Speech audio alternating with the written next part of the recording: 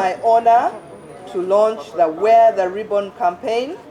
As we move toward commemoration of World AIDS Day, let us rally all our constituencies, all our people to wear a red ribbon daily. Ab'ekitongole ky'amawanga magatte ekivunaanyizibwa kulwanyisa akawuka ka mukenenya mu nsi yonna ki UNAIDS n'ab'ekitongole ekivunaanyizibwa kulwanyisa okusaasaana kw'akawuka akaleeta mukenenya mu Uganda Uganda Aids Commission bakakasizza nti abaana abazaalibwa n'akawuka ka mukenenya beeyongedde wadde ng'obukugu ne tekinologiya weebiri okutangira kino.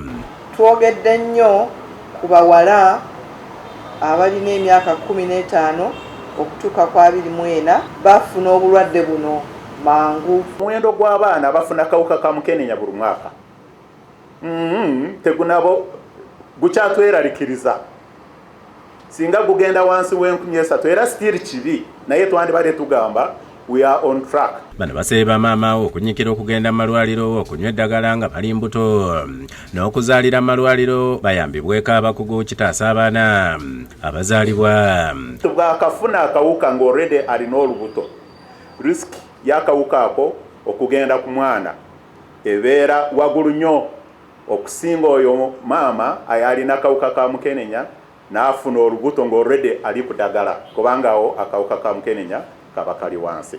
Bagamba nti wakyaliwo obwetaavu okubunyisa amawulire ku kawuka akaleeta mukenenya kubanga okusinga keeyongedde mu bavubuka wakati w'emyaka 15 n'28 ddala ab'obuwala era nga kyategeerekeka nti babujja kuba sugar daddy ababasigula n'ensimbi.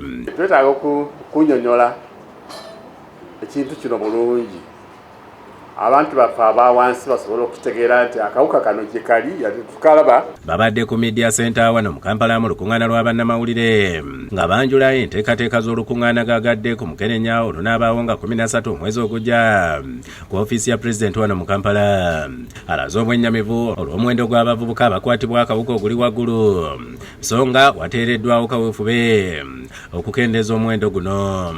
Omuntu omu gavumenti emumalirako mitwalo nga 7 buli mwaka n'okusobawo.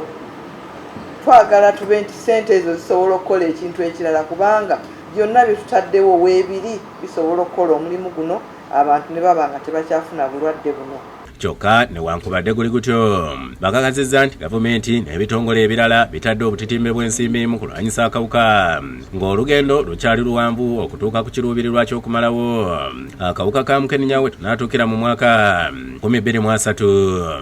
Ne tulaunchinga campaign gye tuyise Wear the Red Ribbon campaign. Ribbon eno etujjukize buli lunaku nti obulwadde buno bukyaliwo n'omulimu gw'okukola munene. Nze Ismail Nsubuga ku lwa Bukedde TV.